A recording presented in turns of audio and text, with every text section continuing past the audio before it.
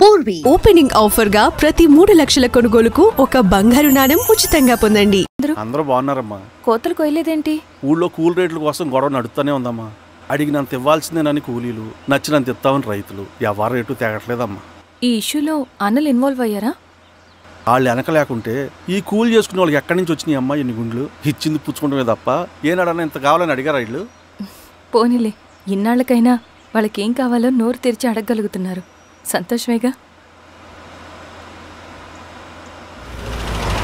తీసుకుని మీదటైనా జాగ్రత్తగా ఉంటుంది.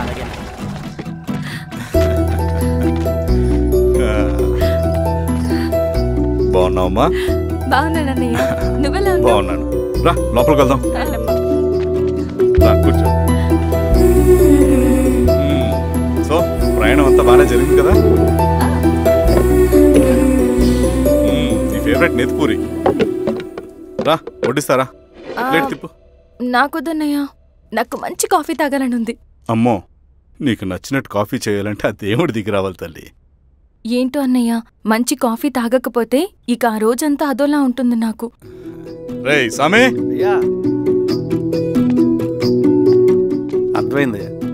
శిరీష్ అమ్మకి మంచి కాఫీ కావాలి, అంతేగా నేను వెళ్ళి పట్టుకొచ్చేస్తా. ఎక్కడికి స్వామి? మన ఊళ్ళో మెగాస్టార్ హోటల్ ఉందమ్మా, అందులో కాఫీ చాలా బాగుంటది. నేను వెళ్ళి పట్టుకొచ్చేస్తా. స్వామి, కాఫీ అంటే అక్కడికి వెళ్ళి వేడి వేడిగా తాగాలి. నేను వస్తాను పద. అవునమ్మా, అక్కడ నేను కూడా తాగాను, చాలా బాగుంటుంది. వెళ్ళు. థ్యాంక్ యూ అన్నయ్య. ఆడుతూ పాడుతూ పని చేస్తాం. కాఫీ బాగుంది. ఎవరు చేశారు? మా రవణ పెట్టాడమ్మా. రవి? ఎవరు రమ్మను? రవణ మేడం పిలుస్తున్నారు.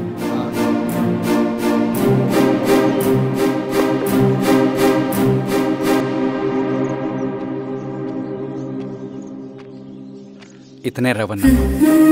శిరీష మీరా? రవి, నువ్వేంటి ఇక్కడ? కాఫీ బాగుందా? చాలా. అది కాదు రవి, నువ్వు ఇక్కడ? ఈ హోటల్ మనోల్దే. మన ఫ్రెండ్స్ అందరు బాగున్నారా? చాలా బాగున్నారు. అవును, మీరేంటి? ఏమైందన్నా? స్వామి త్వరగా కారుగా. జాగ్రత్త అన్నా, త్వరగా పట్టి తీయనా. త్వరగా పోనీ.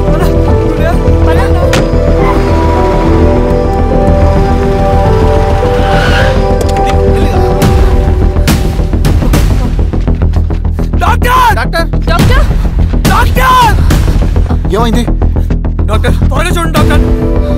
లోపలికి తీసుకురండి.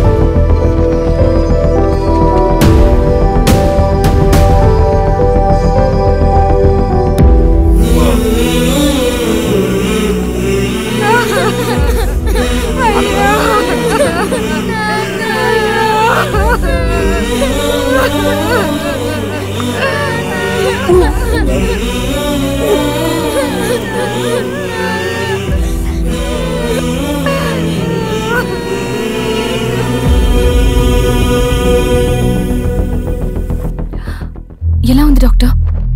డాక్టర్ చనిపోయాడమ్మా.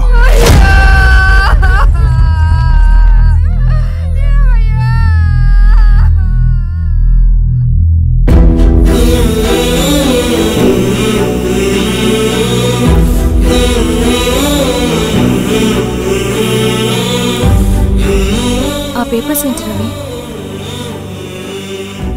అతని భూమికి సంబంధించిన పేపర్స్. 1 సంవత్సరం నుంచి ఈ పేపర్స్ పట్టుకుని ప్రతిరోజు ఎంఆర్ ఆఫీస్ చుట్టూ తిరిగేవాడు. భూమిని తాకట్టు పెట్టి అప్పు తీసుకున్న పాపానికి టైంకి వడ్డీ కట్టలేదని అప్పిచ్చిన ఆ దొర ఎంఆర్ఓ ఆఫీస్లో లంచం ఇచ్చి భూమిని తన పేరు మీద రాయించుకున్నాడు. ఈ ఎంఆర్ఓ ఆఫీస్లో ఎవరు నిజాయితీగా పనిచేయట్లేదండి. చెట్టు కట్టి నరకాలు ఒక్కొక్కడిని. నరికేయడమేంటి రవి? నువ్వు కాగితం మీద ఒక బొమ్మ గీస్తావు, ఒక చోట సరిగ్గా రాదు, ఏం చేస్తావు? ఎరేజర్తో సరిచేస్తావా, లేకుంటే ఆ పేపర్ని చింపేస్తావా? మరి మనుషుల విషయంలో ఎందుకు రాదు ఆ ఆలోచన? తప్పు చేసిన ప్రతి ఒక్కరిని నరుక్కుంటూ పోతే చివరికి మిగిలేది మనుషులు కాదు, శవాలు.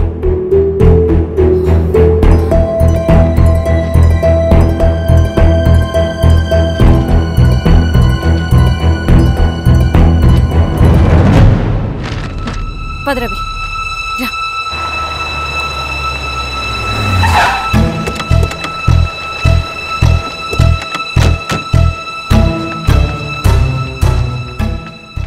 పానుకోటి నర్సయ్య ల్యాండ్ ఎవరు చూస్తున్నారు? మీరెవరు? ఇదిగోండి application.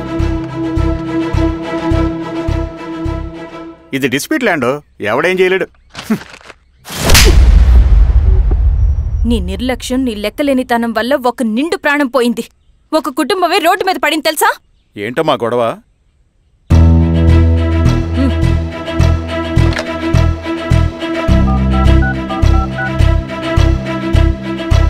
Hello sir.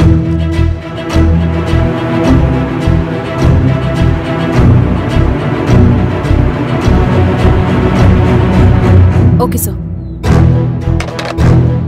You are dismissed. Peon, నేను ఒక పేపర్ ఇస్తాను, అది కలెక్టర్ గారికి ఫ్యాక్స్ చేయి. అలాగే మేడం. ఎవరమ్మా మీరు? ఈ ఊరికి కొత్తగా వచ్చిన ఎంఆర్ఓ.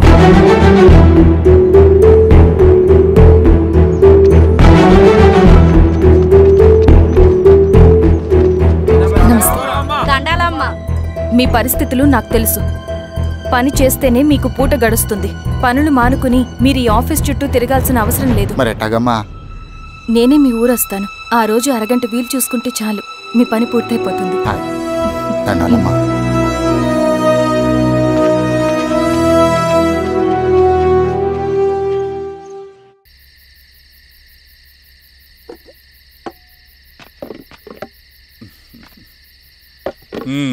ఎంఆర్ఓ గారు, ఏంటి ఛార్జ్ తీసుకున్న మొదటి రోజే ఆఫీస్లో మీ పవర్ చూపించారట?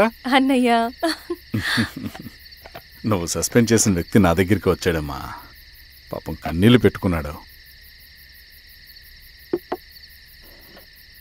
అతడి వల్ల నష్టపోయిన ఒక వ్యక్తి నా కళ్ళ ముందు చనిపోయాడన్నయ్య.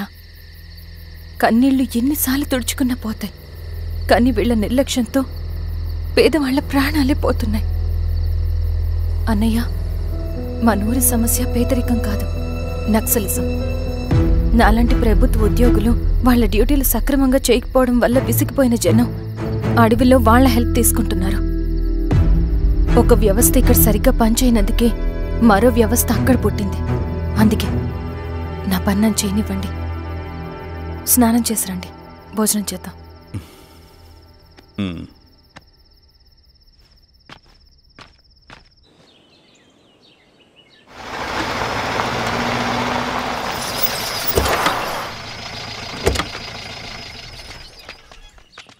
నమస్కారం అమ్మా.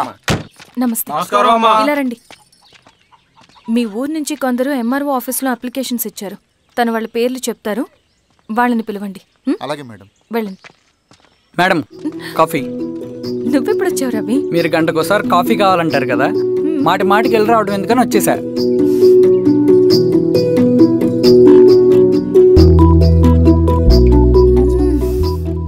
రవి, ఈ కాఫీ కోసమైనా నేను పెళ్లి చేసుకోవచ్చు.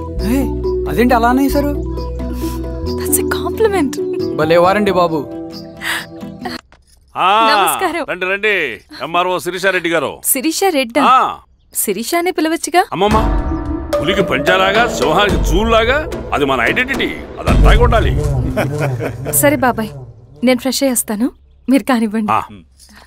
అయినా ఈ కాలం చదువుకున్న ఆడపిల్లలతో మాట్లాడటం చాలా కష్టం. చుట్టుపక్కల శిరీష్ కొన్న ఇమేజ్ మనకి చాలా మంచి అయింది ఈశ్వరా. నేను అడగకముందే పార్టీ హైకమాండ్ సర్వే చేయించి నీకే ఫేవర్గా ఉండడం వల్ల టికెట్ ఇచ్చింది.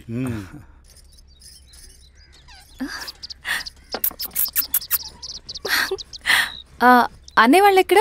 బయటికి వెళ్ళారమ్మా. ఓ, బయటికి వెళ్ళారా? రవిని పిలు. అలాగే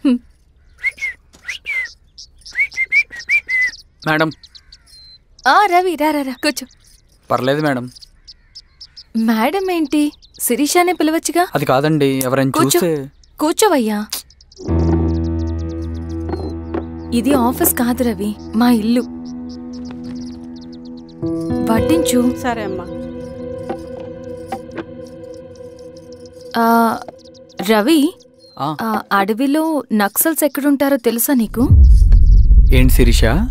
అడవిలో నక్సల్స్ ఎక్కడుంటారో తెలుసా నీకు? ఎందుకు శిరీష గారు? తెలుసా తెలీదా? నాకెలా తెలుస్తుందండి? చూచాయిగా ఆయన తెలీదా? సరే, ఎక్కడుంటారో నాకు ఐడియా ఉంది. సాయంత్రం ఇద్దరం కలిసి వెళ్దాం. అది కాదండి. నువ్వు వస్తున్నావు అంతే. తిను. ఇది ఎక్కడ కూడా రా బాబు. సడన్గా నక్సల్స్ అంటుంది, అడువంటుంది. కొంప తీసి నా మీద ఏమైనా అనుమానం వచ్చిందే ఏంటి? రవి, ఇక్కడే ఆపొకసారి. ఎందుకు ఇప్పుడు ఈ టైంలో అడ్వెంచర్లు? ఇప్పుడు జరగరాంది ఏమైనా జరిగితే రేపు మీ అన్నయ్యకి తెలిస్తే బాగోదు. రవి, చుట్టూ చూడు. పైన వెన్నెల, పక్కనే అడవి. అబ్బో, ఎంత బ్యూటిఫుల్గా ఉందో. అవునా? అవునా ఏంటి? అసలు ఎప్పుడు చూసినా ఎందుకలా డల్గా ఉంటున్నావు? కాలేజ్లో ఇలా ఉండేవాడివి కాదు కదా, ఏమైంది? అది ఒక్క నిమిషం. హలో మేడం, పేషెంట్కి అర్జెంటుగా ఏ పాజిటివ్ బ్లడ్ కావాలి మేడం. రవి, అర్జెంటుగా హాస్పిటల్కి పోనీ. ఏమైంది? పోనీ. రండి మేడం, ప్లీజ్ రండి. పోలీసులకి నక్సల్స్కి కాల్పులు జరిగాయి. ఆ కాల్పుల్లో గూడెం కుర్రాడు ప్రాణాపాయ స్థితిలో ఉన్నాడు. తన బ్లడ్ మీ బ్లడ్ సేమ్. ఆ బ్లడ్ గ్రూప్ మా హాస్పిటల్లో లేదు. అందుకే మీకు కాల్ చేశాను. ఓ అవునా? అవును మేడం. పదండి డాక్టర్. Thank you madam.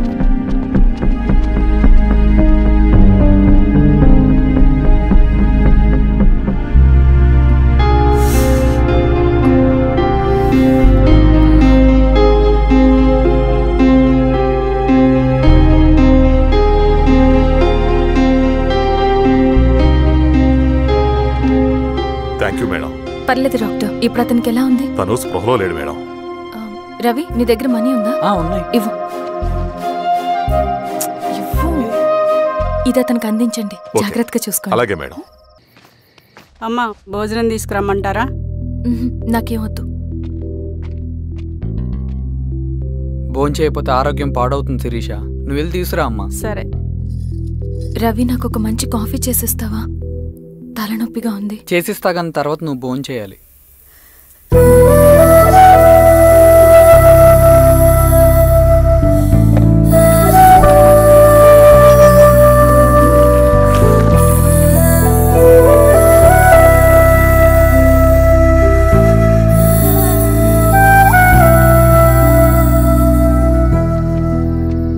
మీరేంటిలా? మంచినీళ్ళ కోసం వస్తున్నాను. ఓ, లోపలున్నాయి, పదండి.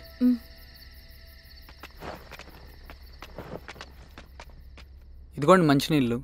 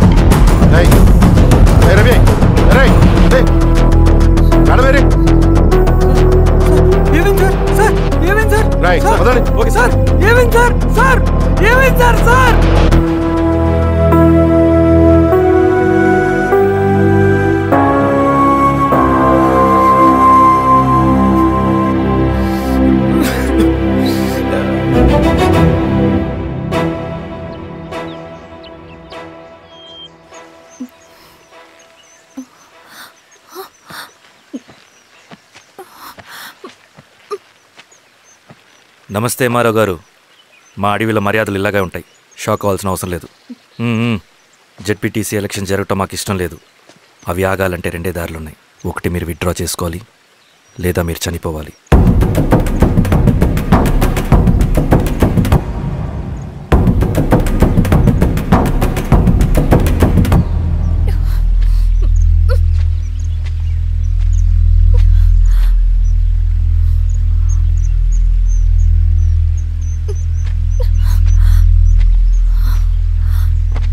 సెంట్రల్ కమిటీ మీటింగ్ ఉందని కబురు వచ్చింది. మేము వచ్చేలోపు ఎలక్షన్స్ ఆగిపోయే న్యూస్ రావాలి.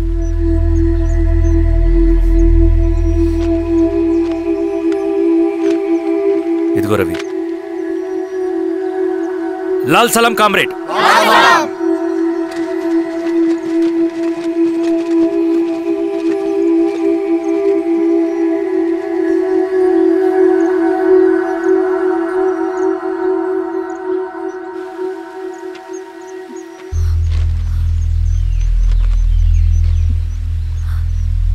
ప్రపంచంలో గొప్పవాళ్ళ చావులన్నీ నమ్మక ద్రోహంతోనే జరుగుతాయని నిరూపించావు Ravi.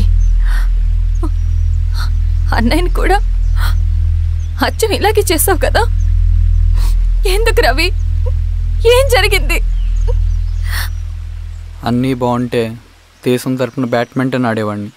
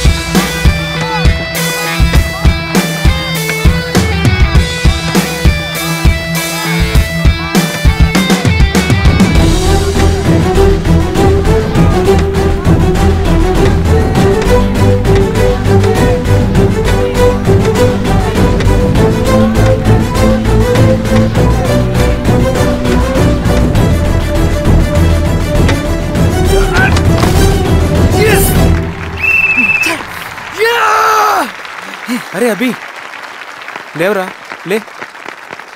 Congratulation. Thank you sir. Ravi, congratulations.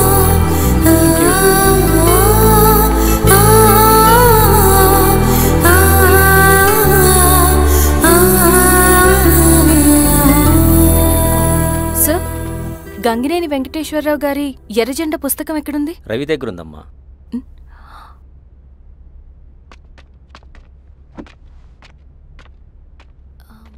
Ravi, మీకు ఈ బుక్స్ అంటే ఇష్టమా? అవును, నీకు కూడానా?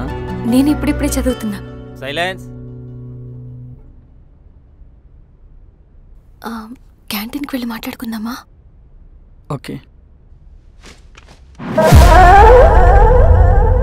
అక్క కాఫీ. థ్యాంక్ యూ రచన. పర్లేదక్క.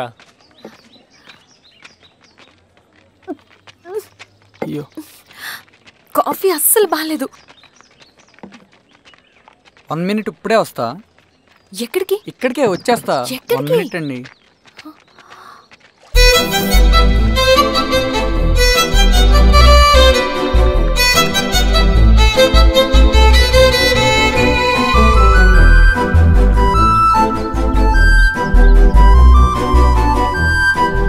ఒకసారి ఈ కాఫీ టేస్ట్ చేయండి.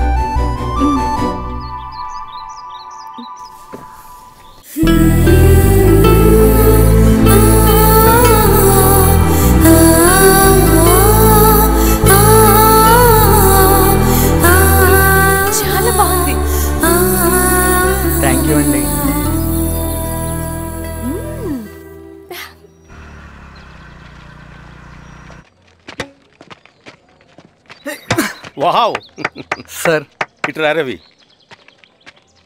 Congratulations Ravi. Sir, state badminton training కి సెలెక్ట్ అయ్యావు నువ్వు. Sir, thank you sir. Carry on. నువ్వేమో ఇక్కడ కూర్చొని ఆడుకుంటున్నావు, వాడేమో స్టేట్ లెవెల్ ట్రైనింగ్ సెలెక్ట్ అయ్యాడ్రా.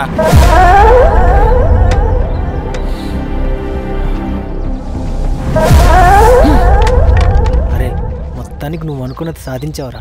రే ఎప్పుడు మనం ఎంచుకున్న మార్గమే మన జీవితాన్ని మారుస్తుందిరా. Hi Ravi. All the best Ravi. నీకోసమే తీసుకో. Thank you. బాయ్.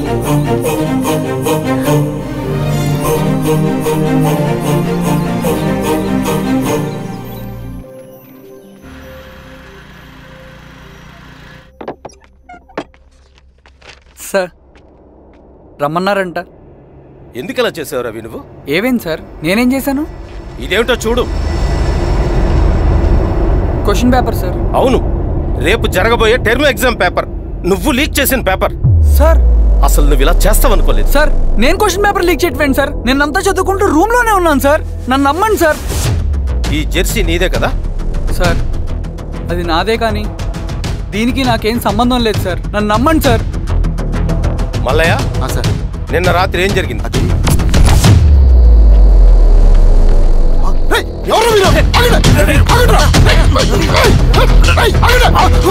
సార్ అతను అబద్ధం చెప్తున్నాడు సార్. నాకేం తెలియదు సార్. నేను దొంగతనం చేయలేదు సార్. నన్ను నమ్మండి. ఐఎమ్ వెరీ సారీ రవి, నేనేం చేయలేను. తప్పు నువ్వే చేసావని అన్ని నీ వైపే ఉన్నాయి. నిన్ను రెస్టికేట్ చేయడం తప్ప నాకు వేరే ఆప్షన్ లేదు. సార్ అంత పని చేయమాకండి సార్. నా లైఫ్ పోతుంది సార్. ఇండియా తరపున బ్యాడ్మింటన్ ఆడాలన్నది నా డ్రీమ్ సార్. నన్ను నమ్మండి సార్. సార్ సార్ సార్ నాకేం తెలియదు సార్. నన్ను నమ్మండి సార్. సార్ నాకేం తెలియదు సార్. నిజంగా నాకేం తెలియదు సార్. సార్ నన్ను నమ్మండి సార్. సార్ నేనేం తప్పు చేయలేదు సార్. నాకేం సంబంధం లేదు సార్. నన్ను వదిలేయండి సార్. సార్ నన్ను వదిలేయండి సార్. కాలేజ్ తరఫున స్టేట్కి వెళ్ళి ఆడదాం అనుకున్నాను. నా కొడుకు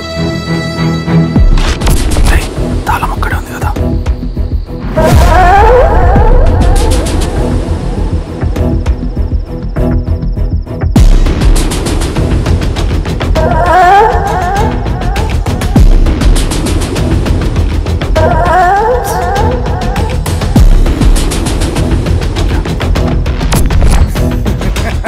రేపు జైల్లో ఆడుకుంటారా బ్యాడ్మింటన్? సార్ నన్ను ఎందుకు తీసుకొచ్చారు సార్? నాకేం తెలియదు సార్. పేపర్ లీక్ చేసింది. నేను చేయలేదు సార్. నిజంగా నేను చేయలేదు సార్. సార్ నిజం సార్. సార్ రేయ్ నీ తరపున ఎవరు లేరా? వచ్చి ఫోన్ చేసుకో త్వరగా.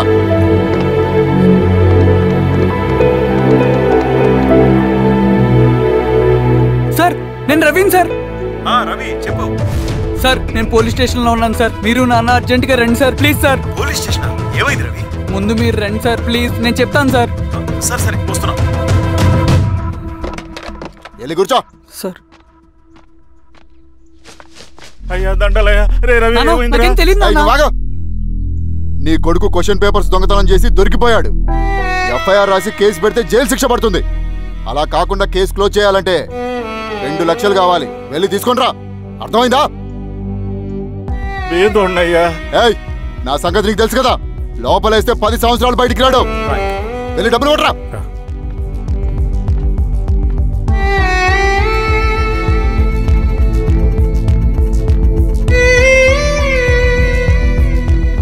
దండాలయ్యా. ఇదిగోనయ్యా 2 లక్షలు.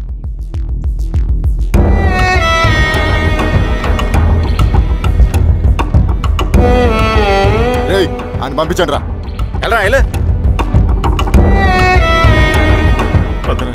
నిజంగా దీనికి నాకేం సంబంధం లేదు నాన్న. త్వరగా దున్నండి రా. పిఆర్ఓ బంగారం లాంటి భూమిది. అరే ఏంకన్నా పటేల్ మీ పొలం దున్నేస్తున్నాడు. పటేల్ మా పొలం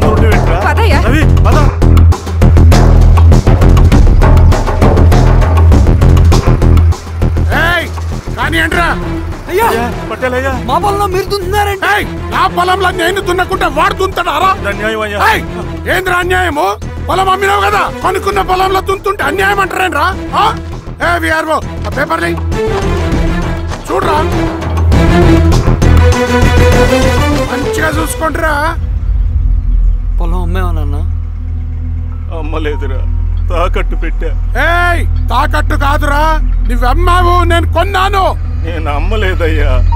వీడు నా దగ్గర 2 లక్షలు తీసుకొని ఈ పొలం అమ్మాడు. 2 లక్షలా? ఎందుకో?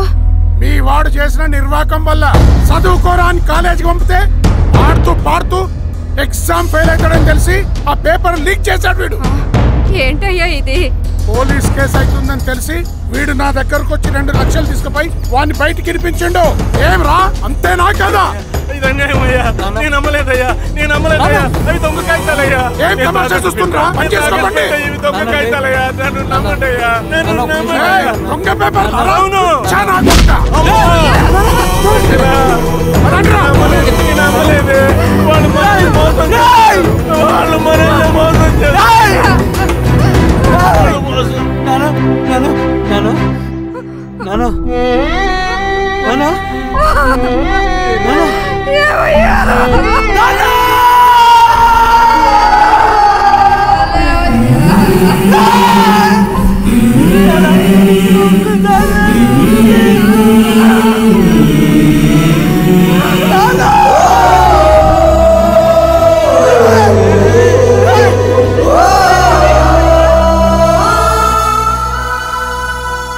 నాన్న చనిపోయిన తర్వాత మా భూమి కోసం వెళ్ళి పై అధికారులను కలిశాను, కానీ వాళ్ళు కూడా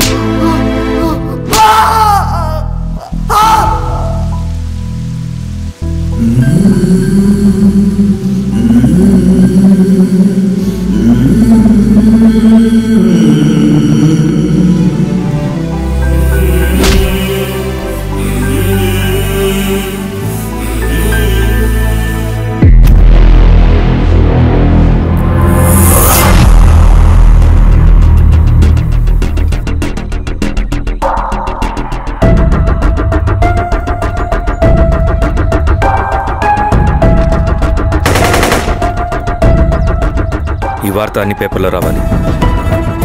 ఈ లెటర్ బాధితుడికి అందించండి. లాల్ సలాం. లాల్ సలాం.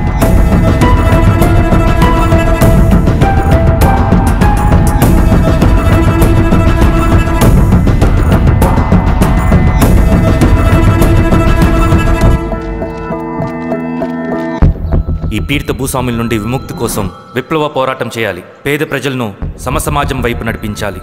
దళం నిన్ను ఆహ్వానిస్తుంది. రా, జనం కోసం పోరాటం చేద్దాం. లాల్ సలాం.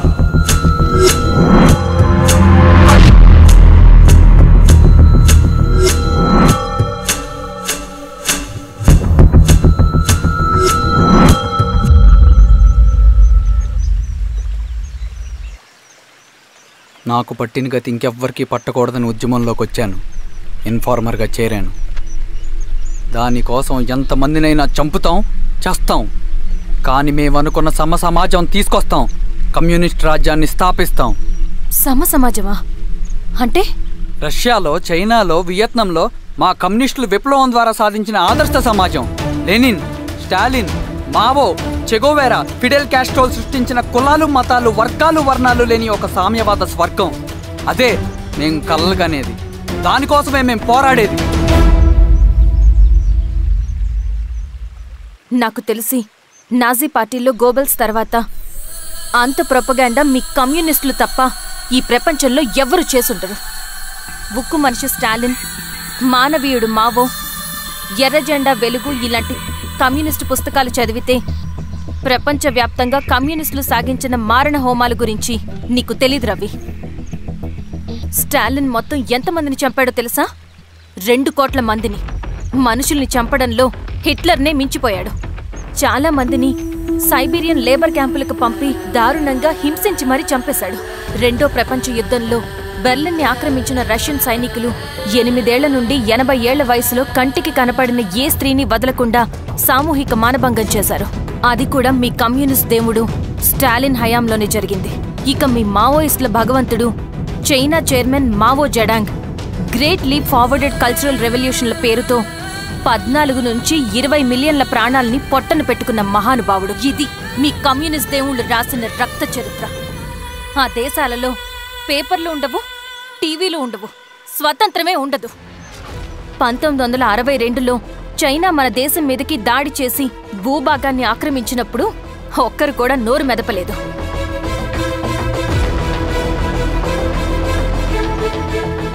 కమ్యూనిస్టుల మానసపుత్రులైన మీ నక్సలైట్లు ఏమైనా తక్కువ తిన్నారా?